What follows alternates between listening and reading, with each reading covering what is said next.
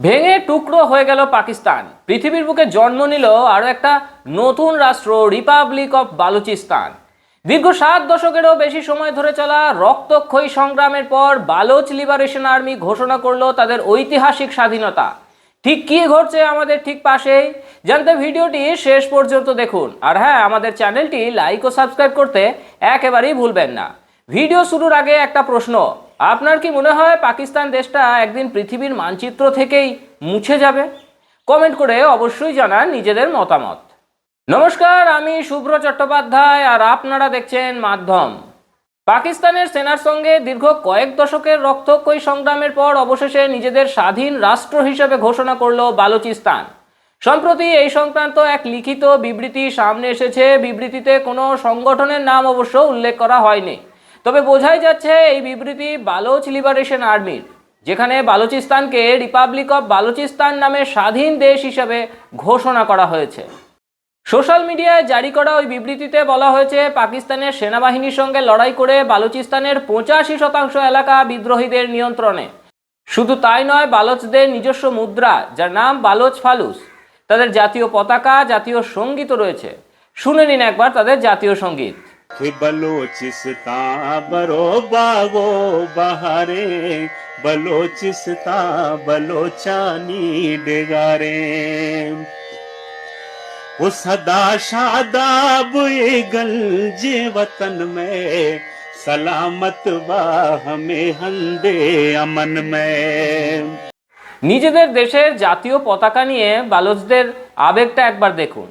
वो झंडा बुर्जा मसने आजाद बलोचिस्ताना, मुल्क के मसने आजाद बलोचिस्ताना।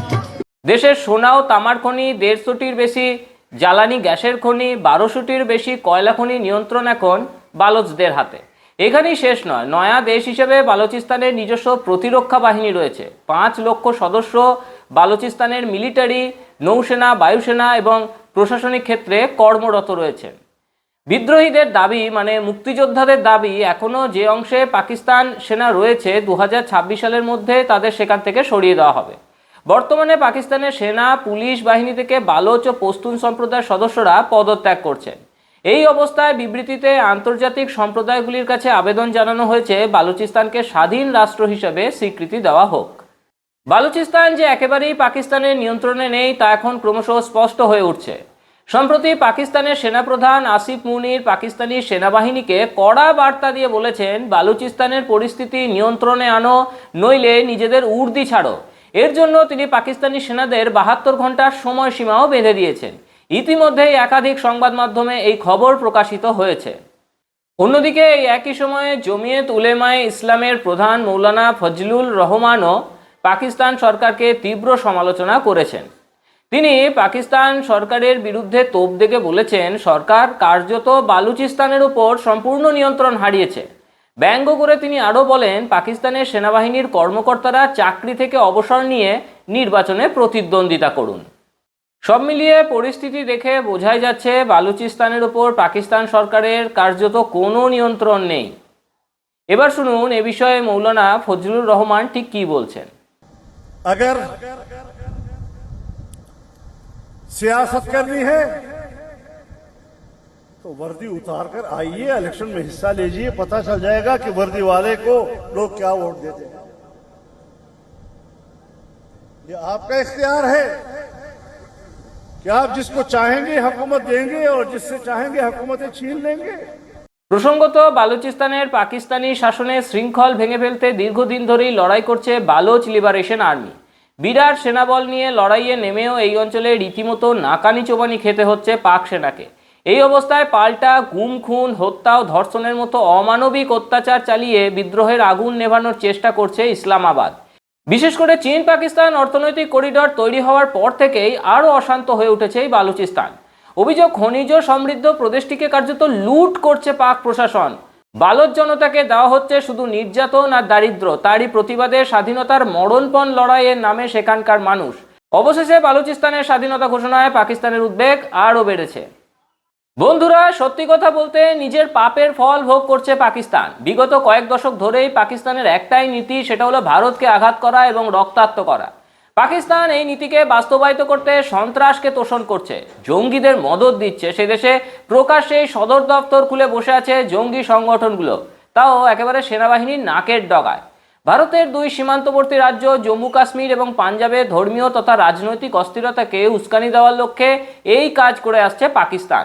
সন্ত্রাসের মদতদাতা পাকিস্তান যখন ভারতে আঘাত আনার চেষ্টা চালাচ্ছে, তখন তারা কখনো ফিরে দেখেনি যে তাদের নিজেদের বাড়ির উঠোনেই বিচ্ছিন্নতাবাদের আগুন জ্বলে উঠেছে।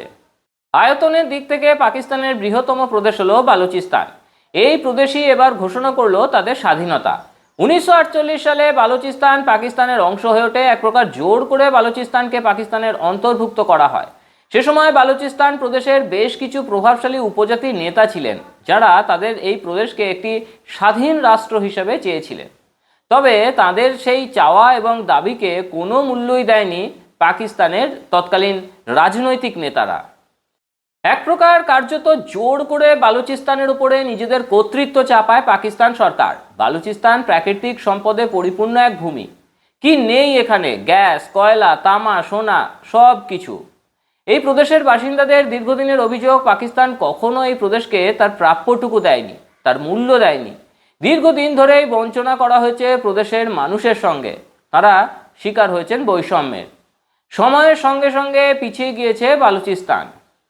পাকিস্তান সম্পদ সমৃদ্ধ বালুচিস্তানকে দীর্ঘদিন ধরে বঞ্চনা করায় সেখানকার মানুষজন হাতে অস্ত্র তুলে নিতে বাধ্য হয়। ভারতকে রক্তাক্ত করতে গিয়ে পাকিস্তান এখন নিজের দেশেই পিছু হটছে। বালোচ বিদ্রোহীদের হাতে মার খেয়ে পাকিস্তানের সেনাও এবার পিছু হটল। বিগত বছরগুলিতে পাকিস্তানি সেনার কনভয়গুলিতে লাগাতার আক্রমণ, বোমা হামলা, পাকিস্তানের রাজনৈতিক নেতাদের হত্যা, অতর্কিত হামলা, এই সমস্ত কিছুতেই অসহায় হতে দেখা গিয়েছে পাকিস্তানকে। গত এক বছরে বালুচিস্তানের প্রায় 51 জায়গায় পাক সেনার উপরে 71টি হামলা চালিয়েছে তারা। বালুচিস্তান লিবারেশন আর্মির সঙ্গে রয়েছে গোটা প্রদেশের জনসমর্থন। অনেক চেষ্টা করেও পাকিস্তান নিয়ন্ত্রণ করতে পারল না মুক্তিযোদ্ধাদের। গত ফেব্রুয়ারি মাসেই বালুচিস্তান শুরু করে একটা সংগঠিত এবং পরিকল্পিত অভিযান, যার নাম দেওয়া হয় অপারেশন হেরফ 2। হেরফ শব্দটি বালুচ ভাষায় একটা শব্দ, যার অর্থ কালো ঝড় বা ভয়াবহ ধ্বংসাত্মক ঝড়। মুক্তিযোদ্ধাদের মারে রণে ভঙ্গ দেয় পাকিস্তান। নারী ফিদাইন বাহিনীও তৈরি করেছে তারা। বালুচ স্বাধীনতা যোদ্ধারা জানিয়েছে, ফেব্রুয়ারি 2026 পর্যন্ত 200 পাকিস্তানি সেনাকর্মীকে তারা হত্যা করেছে। অভিযানের সময় তাদের 18 জন যোদ্ধা নিহত হয়েছে, যার মধ্যে মাজিদ ব্রিগেডের 11 জন ফিদাইন বা আত্মঘাতী বোমারু, ফতেহ স্কোয়াডের 4 জন যোদ্ধা এবং STOS ইউনিটের 3 জন যোদ্ধা ছিলেন। আসলে পাকিস্তানের বিরুদ্ধে মুক্তিযোদ্ধাদের এই যুদ্ধ শুরু হয়েছিল আজ থেকে 26 বছর আগে। পাকিস্তান সরকারের এই বঞ্চনা বিদ্রোহে পরিণত হয় 2000 সালে। ওই বছরেই বালুচিস্তানের বিদ্রোহীরা তাদের নিকটবর্তী স্থানগুলির সেনাঘাঁটিতে হামলা শুরু করে। এরপর 2006 সালে পাকিস্তানের সেনাবাহিনী বালুচিস্তান উপজাতি গোষ্ঠীর নবাব আকবর বুগদিকে হত্যা করে। এতেই বিদ্রোহের আগুন একেবারে জ্বলতে শুরু করে। বিদ্রোহ দমনের নামে তারপর থেকেই পাকিস্তানের সেনাবাহিনী শয়ে শয়ে যোদ্ধাকে হত্যা করতে থাকে, তাদেরকে নির্যাতন করতে থাকে, বিদ্রোহীদের অপহরণ করতে থাকে পাকিস্তানি সেনাবাহিনীর এমন কর্মকাণ্ডে বালুচিস্তানের মানুষদের ক্ষোভ বাড়তে থাকে। 2026 সালে যা ভয়ঙ্কর জায়গায় পৌঁছেছে, আন্তর্জাতিক ইস্যুতে পরিণত হয়েছে বালুচিস্তান। পাকিস্তান সরকারের এমন সন্ত্রাসের অভিযোগে বালুচিস্তানের নেতারা বিগত কয়েক দশক ধরেই মানবাধিকার লঙ্ঘনের কথাটি উল্লেখ করে আসছেন। তারা বারবার আন্তর্জাতিক মঞ্চের দৃষ্টিও আকর্ষণ করছেন। এই আবহেই পাকিস্তান থেকে এবার স্বাধীনতার কথা ঘোষণা করলেন তারা। সমাজ মাধ্যমে ছড়িয়ে পড়েছে তাদের প্রস্তাবিত জাতীয় পতাকাও। অখণ্ড বালুচিস্তানের একটা বড় অংশ যেমন পাকিস্তানের সঙ্গে যুক্ত, আরও 2টি অংশ সেরকম ঢুকে আছে, একটা আফগানিস্তানে এবং একটা ইরানের মধ্যে। পাকিস্তানের বৃহত্তম প্রদেশ ছিল বালুচিস্তান। পাকিস্তানের মোট আয়তনের 43% হলো বালুচিস্তান। 1,31,545 বর্গ মাইল হলো বালুচিস্তানের এরিয়া। ঐতিহাসিকরা জানাচ্ছেন 1947 সালের 14ই আগস্ট থেকে 1948 সালের 25শে ফেব্রুয়ারি পর্যন্ত বিভিন্ন সময়ে বালুচিস্তানের পার্লামেন্ট পাকিস্তানের সঙ্গে যুক্ত হওয়ার বিরোধিতা করে। কিন্তু 1948 সালের 27শে মার্চ পাকিস্তানের সেনাবাহিনী বালুচিস্তানকে জবরদখল করে। তবে অনেক বছর ধরে এই বালুচিস্তানের জনগণ চালাচ্ছে একটা গভর্নমেন্ট ইন এক্সাইল। সেই সরকারের প্রধানমন্ত্রী একজন মহিলা, তার নাম নাইলা কাদরি, যাকে ইতিমধ্যেই বিতাড়িত করা হয়েছে দেশ থেকে। এই বালোচ নেত্রী পাকিস্তানের অবৈধ দখলদারিত্ব থেকে মুক্তির জন্য রাষ্ট্রসংঘ থেকে প্রধানমন্ত্রী নরেন্দ্র মোদী পর্যন্ত সমস্ত জায়গায় তিনি সমর্থন চেয়েছেন। পেশায় অধ্যাপিকা নাইলা কাদরি বিশ্বাস করেন একমাত্র সনাতনী ভারতের সঙ্গে পুরনো সংস্কৃতির যোগাযোগ আছে বালোচবাসীর। বালোচবাসীর মধ্যে হিন্দু আছেন, শিখ আছেন, মুসলিম আছেন, সকলে বালোচ পরিচয় আছেন, ধর্মের পরিচয় তারা নেই। সব মিলিয়ে বালুচিস্তান ঘোষণা করলো তাদের ঐতিহাসিক স্বাধীনতা। ইতিহাসের পুনরাবৃত্তি বারবার হয়। ধর্মের ভিত্তিতে ভারতকে ভাগ যারা করেছিল তাদের নিজের দেশই আজ টুকরো টুকরো হওয়ার মুখে। জোর করে বা বুলেটের জোরে বেশি দিন গোলাম বানিয়ে রাখা যায় না।